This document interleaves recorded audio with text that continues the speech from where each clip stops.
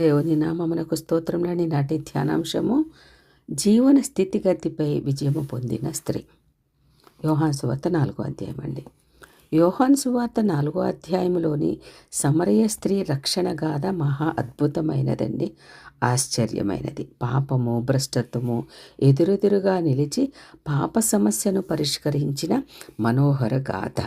3వ అధ్యాయంలోని నికోదేముకు సమరయ స్త్రీకి హస్తిమ శకాంతరము తేడా ఉందండి.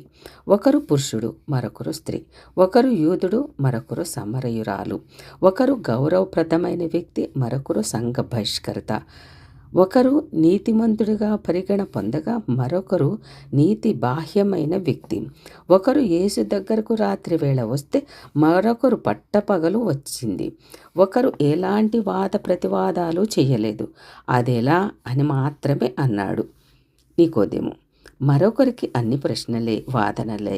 ఒకరు ఎంతో జాగ్రత్త పడితే మరొక ఆమె ధైర్యంగా వ్యవహరించింది. ఒకరికి తన ఏమిటో కావాలో బొత్తిగా తెలియదు, మరొకరికి బాగా తెలుసు. ఒకరు కథలో నుండి నెమ్మదిగా నిష్క్రమించాడు నికోదేము. మరొకరు తన ప్రజల దగ్గరకు వెళ్ళి వారందరినీ యేసు దగ్గరకు వెంటబెట్టుకొని వచ్చింది. ఒకరిని గురించి మనం మరలా వింటామండి. ఏమనగా యోహాను సువార్త 7వ అధ్యాయం 50 వచ్చిన ప్రకారము, 19వ అధ్యాయం 39 వచ్చిన ప్రకారం. కానీ మరొకరు పితరుల కాలం నాటి స్త్రీల వల్లే కనుమరుగైపోయింది. సమరయ స్త్రీ జీవితాన్ని 3 భాగాలుగా ధ్యానిస్తామండి మనం. ఒకటి ఏమనగా ప్రయాణము, రెండవది సంభాషణ, మూడవది శిష్యులు. మొట్టమొదట ప్రయాణం అండి. యోహాను సువార్త 4వ అధ్యాయం 1-8 వచనములలో యేసు సమరయ మార్గమున వెళ్ళవలసి వచ్చెను అనే మాటలతో ప్రయాణము ప్రారంభమవుతుందండి. 4వ అధ్యాయము యోహాను సువార్త 4వ అధ్యాయం 1-6 వచనంలో. ఇది ఒక ప్రణాళికలో భాగమండి. పరిసయ్యులతో గొడవ పడడం ఇష్టం లేక ప్రభు యూదా ప్రాంతాన్ని విడిచిపెట్టినట్టుంది. ఎందుకంటే యోహాను శిష్యులకు, యేసు శిష్యులకు మధ్య సమస్యలు సృష్టించడానికి పరిసయ్యులు ప్రయత్నం చేశారండి. ఎవరు ఎక్కువ మందికి బాప్తిస్మం ఇచ్చారు అనే విషయమై ఇరువురి శిష్యులు సిగపట్లగా దిగినట్లయింది. అయితే ప్రభువునకు అలాంటి అనవసరమైన విషయాలు ఇష్టం లేదు. బాప్తిస్మం ఇచ్చి యోహానుకు కూడా ఇష్టం లేదండి. యేసు ప్రభు సేవ అంతటిలో జాతి మొత్తాన్ని రెచ్చగొట్టి ఆయన సేవకు ఆటంకం కలిగించింది పరిసయ్యులే అండి. అయితే లాజరును మృతులలో నుండి లేపినది మొదలు ఆ స్థానమును సద్దూకయులు గైకొన్నారు. శిలువ మరణం దాకా శత్రుత్వం కొనసాగించిన వారు సద్దూకయులు. అయితే యోహాను ఎక్కడ వేదాంతపరముగా ఉదారవాదులైన ఈ రాజకీయ తెగను పేర్కొనలేదండి. ఆయన యూదయ దేశమును విడిచి గలిలయ దేశానికి తిరిగి వెళ్ళడము యోహాను చెబుతున్నారండి. ఇక్కడ విడిచి అనే పదానికి గ్రీకులో అతికేను, దీని సమానమైన పదము క్రొత్త నిబంధనలో ఇక్కడ ఉండదండి. ఈ పదమునకు భావం ఏమనగా ఎవరైన వ్యక్తిని లేదా వస్తువును వారు మానాన వారు విడిచి వెళ్ళడము, విడిచిపెట్టడం, లేకపోతే వారి దుస్థితికి వారిని వదిలివేయడము. యెరూషలేమును యూదయను వారి కుయుక్తులకు వారిని వదిలేస్తాడన్నమాట. నిష్టగల యూదులు ఎప్పుడూ దగ్గర దారి సమరయ గుండా వెళ్లకుండా యోర్దాను దాటి చుట్టూ దారిని వెళ్ళేవారు. సమరయ గుండా వెళ్తే మైలు పడిపోతామని వారి భావన. ప్రభువు సమరయ గుండా ప్రయాణం చేసి ఎట్టకేలకు సమరయలో సుకారు అను పట్టణమునకు వచ్చారండి. అది పితరుడు యాకోబు త్రవ్విన యోసేపుకిచ్చిన బావికి సమీపంలో ఉంటుంది. ఆదికాండం 33వ అధ్యాయం 18-22 వచనములలో, అదేవిధంగా ఆదికాండం 48వ అధ్యాయం 21వ వచనము, 22వ వచనంలో మనము చూడగలమండి. ఈ స్థలంలోని యోసేపు శవాన్ని పాతిపెట్టారు. యెహోషువ గ్రంథము 24వ అధ్యాయం 32వ వచనం ప్రకారం యేసు ప్రభు అలిసిపోయి ఆ బావి దగ్గర కూర్చున్నారు. యోహాను సువార్త 3వ అధ్యాయం 6వ వచనం ప్రకారం యోహాను ఇక్కడ ప్రస్తావించిన ఈ పట్టణము నబ్లూస్గా అనగా ప్రాచీన షికెం. కొందరు అభిప్రాయపడుతున్నారండి. యాకోబు బావికి పశ్చిమంగా మైలున్నర దూరంలో ఉంటుంది. అయితే సుకారు అసలు పేరు అక్సర్. ఇది బావికి 6 మైళ్ళు దూరంలో ఉత్తర దిక్కున ఉంటుందండి. ఇలాంటి ప్రాకార గ్రామాలు పాలస్తీనా అంతటా ప్రతి కొండ మీద అందంగా ఉంటాయి. కొందరు సుకారు అనే పేరుకు సమాధుల పట్టణం అని కూడా అర్థం చెప్తారండి. ఎందుకంటే ఇక్కడ యోసేపు సమాధి ఉంది కనుక. పాలస్తీనాలో ఎలాంటి వివాదం లేని ఒకే ఒక స్థలం యాకోబు బావి. ఈ బావి మొదట చాలా లోతుగా ఉండేదండి.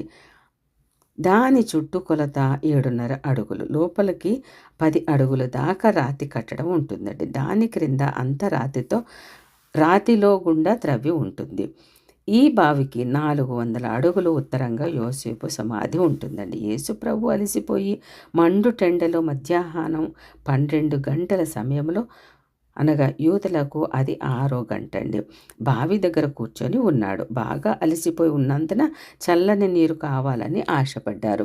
ఇప్పుడు ఒక అద్భుతం సమగమనానికి రంగం సిద్ధమవుతుందండి. దానికి కారణము చదవగలుగుతాం. ఏమనగా ఆయన సమరయ గుండా వెళ్ళవలసి వచ్చిందని యోహాను సువార్త 4వ అధ్యాయము 4వ వచనంలో ఉందండి. ఎటు చూసిన హీబ్రూ జాతి పవిత్ర చరిత్ర తాలూకు ఆనవాళ్లు ప్రభువుకు కనిపిస్తాయండి. యాకోబు బావి యోసేపు సమాధి సమీపంలోని గెరెజీము కొండ. ఇక్కడే సగం గోత్రాల వారు మోషే ధర్మశాస్త్రంలో ఉన్న ఆశీర్వాదములను ప్రకటించడానికి సమావేశమయ్యిందండి. శరీర దాహంతో అక్కడ కూర్చున్నారు. మనసు నిండా బైబిలు జ్ఞాపకాలు ముప్పిరికొని ఉన్నాయండి. అనునిత్యం ఆత్మలో తండ్రితో సన్నిహిత సంబంధం కలిగి ఉన్నాడు. ఒంటరిగా ఉన్నారు. శిష్యులు ఆహారపు వేటలో ఉన్నారు. ఆ మండిపోయే ఎండలో ప్రభు కూర్చొని ఒక స్త్రీ కోసం ఎదురు చూస్తూ ఉన్నారు. ఆమె వస్తుందని ఆయనకు ముందే తెలుసు కదా. అక్కరలో ఉన్న ఒక స్త్రీ వచ్చింది. యోహాను సువార్త 4వ అధ్యాయం 7-8 వచనములలో. ఇంతకు ఆ స్త్రీ ఎవరు అనుకుంటున్నారు? ఆమె వైవాహికేతర సంబంధాలను బట్టి తానేమి బిడియపడుతున్నట్లు కానీ సిగ్గు అవమానం భారంతో కృంగిపోయిన ఛాయ ఏమీ కనిపించడం లేదు. ఆమె మనసు చాలా చురుకైనది, నాలుక చాలా తీక్షణమైనది అని తెలుసుకోవడానికి ఎంతో సమయం పట్టలేదు యేసుక్రీస్తుకి. ఆమెకు మతాభిమానము పాళ్ళు కూడా కాస్త ఎక్కువే. పైపెచ్చు అది కొంత సత్యం కొంత అసత్యం రెండింటినీ కలగలిపింది. ప్రభు ఆమె రక్షణ పొందితే ఆనందించినట్లే ఆమెతో మాట్లాడడంలో కూడా సంతోషించి ఉండవచ్చు. ఆమె వచ్చి రాగానే ప్రభువే సంభాషణ మొదలుపెట్టారు. స్త్రీలు ఆ సమయంలో నీళ్ళు కోసం రావడం అరుదు. చల్లపూట నీళ్లకు వచ్చిన ఇతర స్త్రీలు సూటిపోటి మాటలు తనకు ఇష్టం లేక మధ్యాహ్నం కాలాన్ని ఎంపిక చేసుకుంది ఆ స్త్రీ. ఏది ఏమైతేనేం ఆమె అందరి నోళ్లలో నానుతూ ఉంటుంది. ఆ ఊరు ప్రజలకు ఆవిడ జీవితము మంచి మసాలా అన్నట్లుగా ఉంటుందండి. కానీ అక్కడున్న స్త్రీలందరికీ కూడా ఈమె మీద ద్వేషము అసూయ ఉంటుందండి.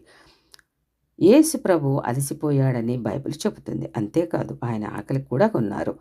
మత్తయి సువార్త 21వ అధ్యాయము 18వ వచనం ప్రకారం దాహం కొన్నారు. యోహాను సువార్త 19వ అధ్యాయం 28. నిద్రపోయారు. లూకా సువార్త 8వ అధ్యాయం 22, 23 వచనములు. ఎందుకు ఆయన ఇలాంటి మానవ పరిమితులకు లోనయ్యారు అనగా హెబ్రీ పత్రిక 2వ అధ్యాయము 17వ వచనం ప్రకారము 4వ అధ్యాయం 15లో మనం చదవగలిగితే అర్థమవుతుందండి. యేసు నాకు దాహమున కింపని ఆమెను అడిగారండి. నైలు మిసిసిపి నదులను మహా జలనిధులను నయాగర జలపాతాన్ని సృష్టించిన ఆయన దాహం కొన్నాడు. అక్కడ ఒక బావి ఉన్నది. ఆమె దగ్గర బకెట్ ఉన్నది. ఆయన నీళ్లు అడిగారండి. వర్షమునిచ్చిన దేవుడు, సముద్రాలను సృష్టించిన దేవుడు, నదులను బావులను సెలయేర్లను సృష్టించిన దేవునికి దాహం వేసింది. ఆయన కోరుకుంటే ఆ బావికి నీళ్లు అందిస్తున్న ఊటలు క్షణములో పెళ్ళుబికి వచ్చి ఆయన పాదాలు తాకవంటారా? అనేక శతాబ్దాలకు పూర్వం మోషే కోసం బండలో నుండి ఆయన నదులను ప్రవహింపచేయలేదా? అంతకు కొద్దిమంది నీళ్లను ద్రాక్షారసంగా మార్చలేదా? రాళ్లను రొట్టెలు ఎలా చేయమని అపవాది ఆయన సవాలు చేశాడు. అయితే యేసు ఒక్కసారి కూడా తన కోసం అద్భుతం చేసుకోలేదు. ఆయన జీవితాన్ని సంపూర్ణంగా ఆస్వాదించడానికి ఈ లోకానికి వచ్చారు కదండి. ఆకలి, దప్పిక కొనడము, పరిసరాలలో ఆహారం లేకపోతే దానికోసం వెతకడము మానవ జీవితంలో సాధారణ విషయాలే. ఈ అక్కరలో ఉన్న స్త్రీని గురించి, తన గురించి ఆమెకు తెలిసిన దానికంటే ప్రభుకి బాగా తెలుసు. ఎటువంటి వారో ఆయనకి తెలుసు కదండి. ఈ దినం కొన్ని ఆధ్యాత్మికమైన విషయాలు మొదటి భాగంలో దేవుడు నేర్పించినందుకు వేలాది స్తోత్రములండి. రేపటి దినమున మరికొన్ని ఈ యొక్క సమర స్త్రీ గురించి నేర్చుకోవడానికి దేవుడు సమయం దయచును గాక.